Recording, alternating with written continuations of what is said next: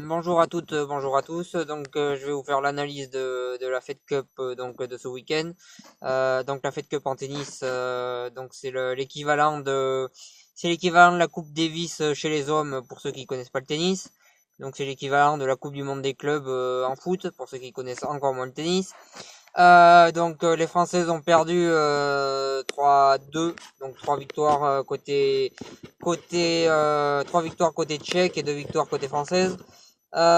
Pour faire une analyse des matchs respectifs de tout le monde et pour faire une analyse globale de l'équipe de France. Bon, déjà cette équipe de France c'était déjà un exploit qu'elle soit en finale, de la Fed Cup parce que c'est vraiment une équipe assez faible en fait. Il y a des joueuses assez faibles dans l'équipe.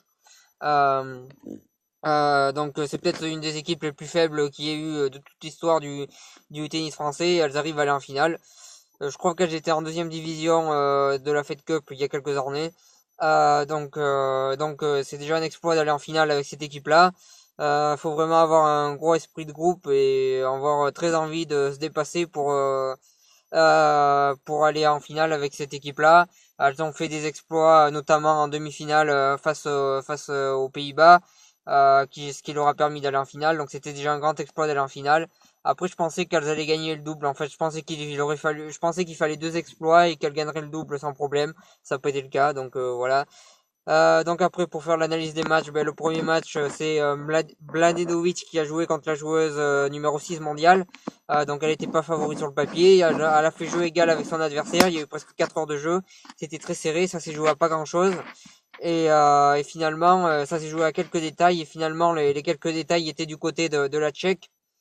Je pense que mentalement pour elle, c'était très compliqué.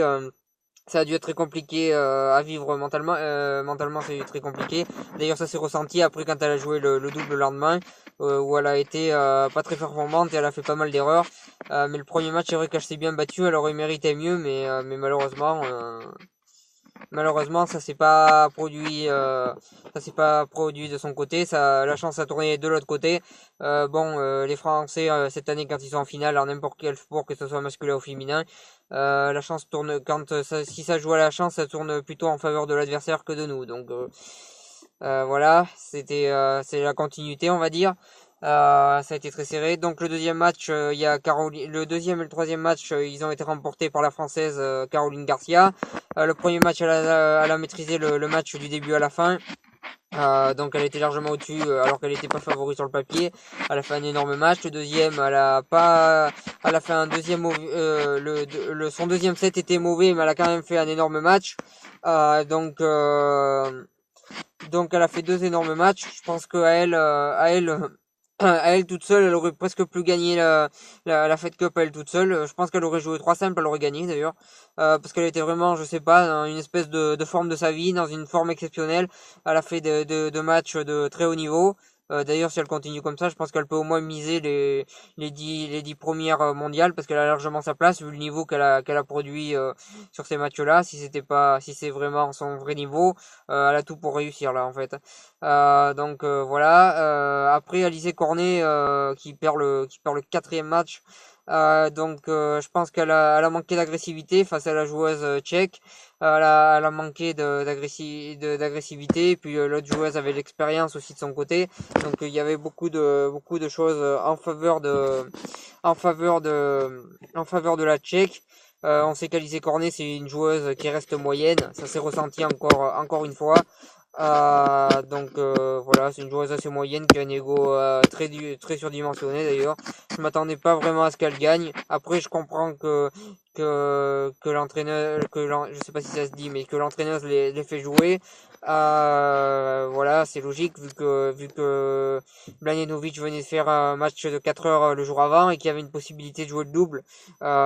C'est sûr que c'était mieux de la faire jouer elle. Après, ça s'est ressenti et elle a perdu malheureusement parce qu'elle a joué face à meilleur qu'elle et il y a eu plus d'agressivité. C'est l'autre qui a gagné, c'est tout à fait logique.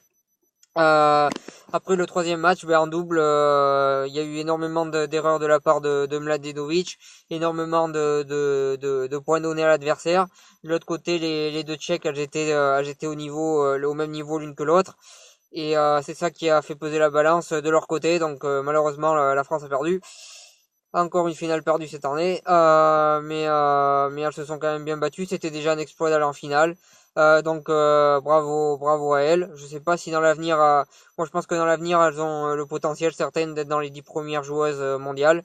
Donc en tout cas c'était très bien de les voir jouer en finale vu que ça faisait longtemps qu'elles n'avaient pas été en finale, je crois depuis 2006. Voilà, c'est très bien qu'elles aient été en finale. Elles ont fait une grosse performance. Malheureusement, elles ont perdu. Après, c'est la meilleure équipe qui a gagné. C'est la République tchèque. Elles avaient les meilleures joueuses dans leur équipe. Donc, elles ont gagné. C'est tout à fait logique, on va dire. Donc, bravo à elles. C'était tout ce que j'avais à dire pour cette vidéo. Je vous laisse. Je vais vous laisser. Je vous souhaite une bonne continuation et puis bon courage parce que ça caille beaucoup et qu'on a plutôt l'impression d'être en Sibérie qu'en France là. Mais bon, en fait. Donc bon, je vous souhaite une bonne continuation et bon courage.